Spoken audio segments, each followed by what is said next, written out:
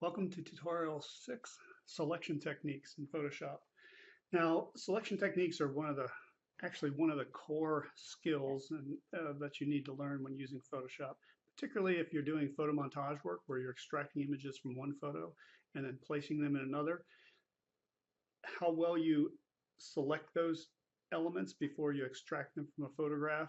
And also, as you'll see in tutorial 7, when we talk about layer masks and the paste into technique, the accuracy with which you make selections to paste elements into is also very important. Uh, what we really want to have is a completely seamless photo montage once everything's blended together. And of course, that depends completely on how good your selection methods are. Selection methods that you use could be very simple to very complex depending on the type of image that you're trying to work on. As you can see here, there's a number of methods mentioned that I'm going to go through in this tutorial. The rectangular and elliptical marquee tools. These are kind of the regular rectangle and round shapes. Um, we don't use those a lot because most of the time we're not extracting things that are perfectly rectangular or elliptical, but they do come in handy for maybe parts of a shape. The lasso tool is for irregular areas. And again, this is one of those selection methods that if you're using a mouse, it's not super useful, but with a pen and a Cintiq, it actually can be one of the quickest methods, even faster than some of Photoshop's semi-automated selection modes, because your hand and your eye are really effective in working through selections. Polygonal lasso tool, that's if you have straight edge shapes, and I'll demonstrate that in a little bit. Quick mask mode, this is a mode where you actually can paint a selection. And for landscape architecture, this comes in really handy because there are so many elements that have fine edges, leaves, grasses, really refined shapes that are just really tough to do with a selection tool. But if you have a pen and a brush, you can paint those on very quickly. Magnetic lasso tool is one of Photoshop's semi-automated modes, as the quick selection and the magic wand tool, and each of those have a slightly different application. So as I go through this tutorial, I'll touch on each of those, but one of the things I do want to emphasize right now, and I think you'll see as I go through this, that rarely will you use a single tool or technique to make selections. You really have to use a combination of them, and as part of this, I'll show you how to switch back and forth and add and subtract selections as you go. So let's start by taking a look at an image. And I've got this one here, and I'm going to start by looking at just the regular rectangle and elliptical. These other two in this row, the single row horizontal, single row vertical, really don't have any occasion to use them. And these two, the rectangular and elliptical, work kind of the same way. So I'll talk about both of them briefly and maybe do a little demonstration of the elliptical tool. So the rectangular tool, as you might expect, you click and drag, and you simply drag a rectangular selection onto the screen. You'll notice in the options bar right now, I've got these 4 icons. And what it's set on now is replace selection. So every time I drag, it's going to replace the previous selection with the new one. If I click add and I drag another one, it actually adds those two together. If I click subtract, it will subtract from the original selection. And this one is difference. I don't use that very often, but it gives you kind of the difference between what I just selected and the original selections. So for the most part, these it depends on what you're doing. A lot of times we'll switch from replace to add to subtract, and these options are selected for each tool. So you can have it set differently for every tool, every selection tool that you're using. So you do have to pay attention to this because it's easy when you switch back and forth from one tool to another to realize that I was adding to a selection, but the next tool I picked was actually set to subtract a selection. So make sure you pay attention to what these options are set for here. Now, a couple other things about the regular selection marquees. You'll notice that right now I'm going corner to corner, all right? Upper left, lower right to upper left, whichever way I go. If I hold the shift key down, I get a perfect square. but I'm still going corner to corner. If I hold the Alt key down, what I'm getting is a selection from the center. So if you look again, I'm going to click right here with the Alt key, and it's dragging it out from center to edge. So depending on what you're doing, it may be easier to go from a center point than to corner. Now another nice option when you're using the selection tools, the regular ones, if you hold the space bar down, it actually allows you to move the selection. When you let go, it continues to expand and change the shape of it. As soon as you hit the space bar, it allows you to move it. And that comes in handy. And I'll demonstrate that with the elliptical tool. So let's say if I wanted to select this tire here, I'm kind of dragging this ellipse out, but it's really hard to line it up. So if I hit the space bar, I can move it over, pull it down. Now because this tire is at a little bit, its wheel is a little bit of an angle, you can see that I can't really get all of it at the same time. But I've got a part of it. If I wanted to continue with that, I could click Adds to Selection. I could come in here,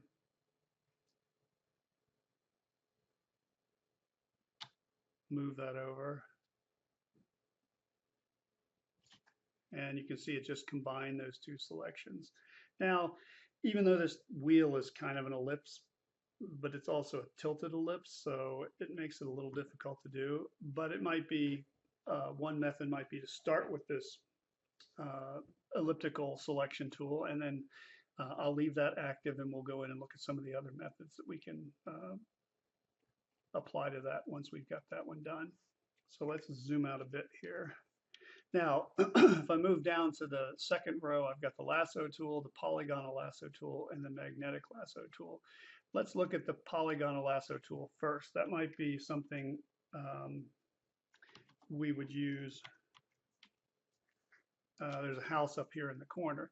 What this does, every time you click, it draws a straight line like a polygon from one point to the next. So if you have an element that has lots of straight edges, this is an effective tool. So every time I hit a corner, I'm just clicking. Now, if I click down here and make a mistake, I can hit the backspace key, and that will back me up to the last selection. And again, I can just go around and follow one click at a time.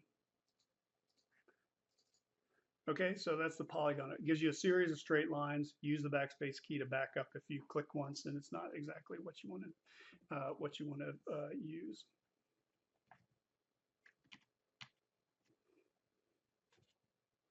Okay, so that one, you know, it does come in handy if you're doing elements that have a relatively straight edges. The other tool that's probably more useful, particularly when you have the Cintiq tablet to work with, is the Lasso Tool. And the Lasso Tool just allows you to make kind of free-form shapes. And when you let go, it automatically closes it to the end. So if I was going to try and, this actually is a picture of two of my kids, Danny and Abby.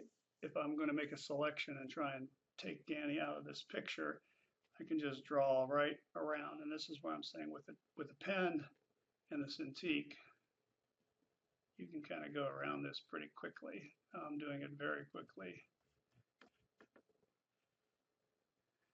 but you get the idea. Okay, so I just added that to the selection. Now, one of the other variations, if I get rid of all that selection in here, and you can see how this works, is the Magnetic Lasso Tool. Now, what it does is it looks for contrast or edges between different colors. So you can see here along the edge of his shirt, it's quite different from the background. So if I click and drag along that, it's looking for that contrast, and I can actually tap or click the mouse at certain places. And as I go around,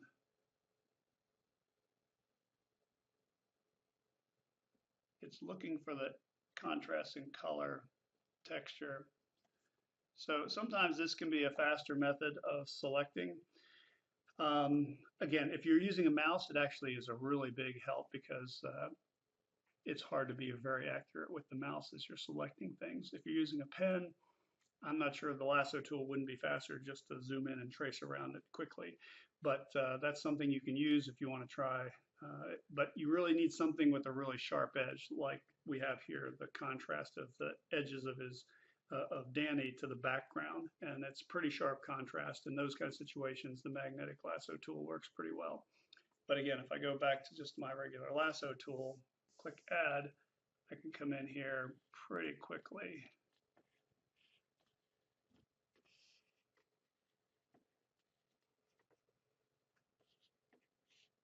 and add to that selection. So with the magnetic lasso, you have to kind of go slowly, really let it figure out where it's going, click on certain points when it finds one. So again, with the mouse, that's great. With the pen, sometimes it's faster just to use the magnetic lasso tool. Okay, now as I've been doing this, you've been noticing that I have been adding to selection. I didn't select all his arm here, and actually that's kind of a good approach. Instead of trying to go all the way around a complex shape like this, sometimes it's easier just to move where you can get your hand to move easier. And if I zoom in a little bit and I've got this on add selection, now I can come in here and just trace around his hand and his arm, and that's going to add.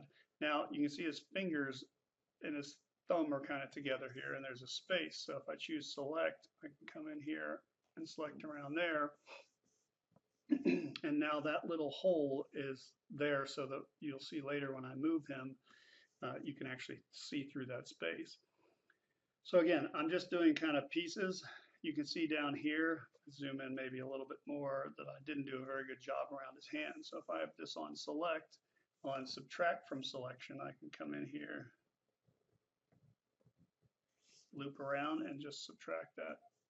I missed a little bit of his knuckle up here, so I'm going to add. I'm just kind of doing a quick loop. Looks like I didn't quite get all his arm in there. I've got a little too much below his sleeve there. So I can come in here and keep refining this as much as I want in order to get the perfect selection. So I missed a little piece right there. Add to that. Missed a little of his hair here.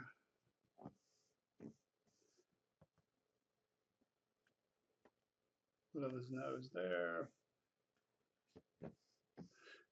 And I'll show you how to, we actually have another method, which the quick mask mode, which I haven't gotten into, where we'll really refine the detail.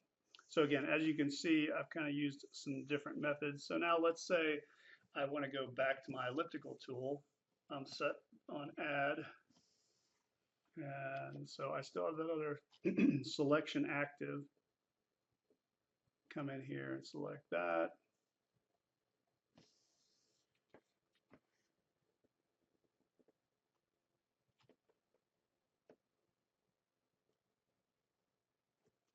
So if I scroll down, you can see that selection is all active right there. Again, you know, I can keep doing this with the elliptical, but it's probably just as easy for me to come in here and draw right around here, back up through there and select that, come right up along the edge, back down, select that. So since I have the option set up here at add to selection, every time I draw a new selection, go around his pants and his leg here.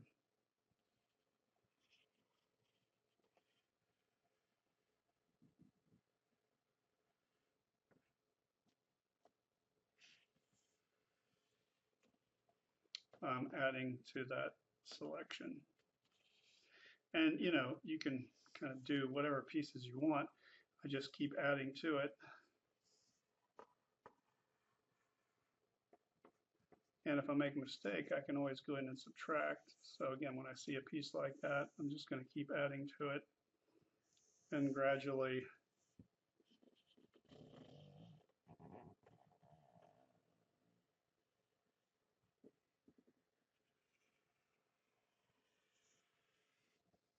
so if I come down here, let's switch over and I'll show you how that magnetic lasso works. I come in here,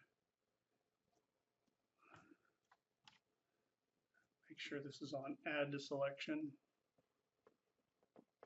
You can see it's kind of trying to find those edges of contrast, and if I go slow enough, keep it right there, it does a pretty good job. So you can see it did a nice job, but probably could have done that faster just by drawing it. So it's, again, can come in useful at times, but let's go ahead and just finish this off with the lasso tool. It's right up here, back down.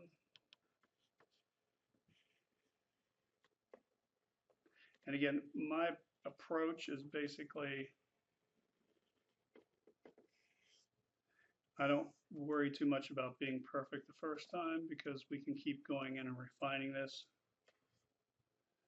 as much as we want. So there's a little piece coming across there. I'll add that in. That doesn't look too bad. I think I've got most of it. Let's zoom out a bit. Now, one of the other methods that I'm going to show you is the quick mask mode. And this not only is good for refining a selection, but it's also really good to see what you have selected. And there's an icon down here, and the first time you use this, you want to double click it and choose, I think it's default to masked areas. You want to choose selected areas. And now when I tap on it, it will show me exactly what's selected and what isn't. So you can see that I didn't quite get his hat. Maybe I missed a piece of his shirt. So in this mode, what you can do is actually use the paintbrush, and black paint adds to the selection.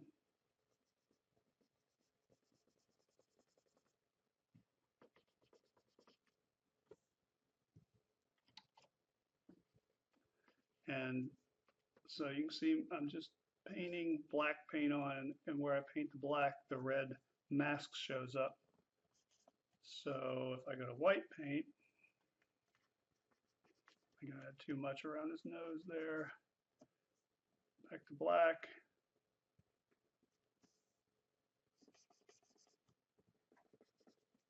So this is a really nice method to really kind of fine tune the edges once you get the basic selection. Because sometimes there's just some subtle dithering along the edges that's really hard to pick up with the regular selection tools. But with this, you can kind of see those edges like right along the tire there and just paint those in to make sure that you've got everything you want. Now, one of the key things to remember when using quick mask mode, you don't really want to use the regular selection tools while you're using the quick mask mode. And here's a spot where it looks like I actually got a little too much. So I'm going to come in here and back out. Because if you make a selection in this mode and then you tap on the button again, you're gonna lose that selection. So when you see the red on the screen, you want to use the brushes, and black means add to the selection, and white means subtract to the selection. So I've got Danny selected pretty well now, and you can see I used the elliptical tool. I used a little bit of the magnetic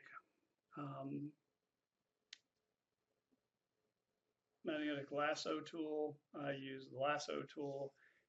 So those are some of the methods you're going to use the most for doing this. Now you'll notice that now that I'm selected, I can move him over here. Maybe I wanted to be a little closer to Abby. So I move him over there to create a little better composition. Of course, I've got a big gap, fortunately, since my background was set on dark blue. I got the blue, but doesn't matter. So I'm going to deselect, and by the way, Control D deselects anybody. Now I've got this big blob here, so this is a case where I might just use the rectangle tool. And Photoshop, a couple versions ago, actually added in a really cool option for getting rid of things that you don't want in a photograph, and it's called Content Aware Fill. So I'm going to go to Edit, choose Fill, choose Content Aware. Click OK. Now, because Danny's sitting over there, kind of got stuck in there, so let's try a smaller area. There we go.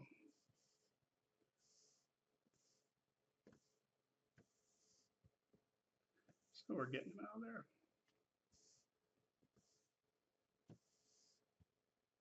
There we go. So now he's gone, the beach is back. I could do the same thing up here if I really don't want this building in my way. Select it, choose fill, content aware, and there we go. Photoshop just fills in the background based on what's around it. So now I've got a little nicer composition. They're closer together, kind of at the 1/3, 2/3 mark. And you know, if I want to finish off these edges, I could do that over here. All right, so that's how you use selection tools. And you see the key is if I've made a really good selection, you won't be able to tell that I moved Danny over within this photograph. If I did a bad job, then you're going to see artifacts or you're going to see edges along here, and it's not going to work very well. So that's really the key to making good selections. And I think I'll stop this tutorial here. We'll do part 2, which will get into some of the other tools that have to do with more irregular edges. One of the things we have to select a lot are plants and very highly textural elements, and there are a couple other tools Photoshop uses for that.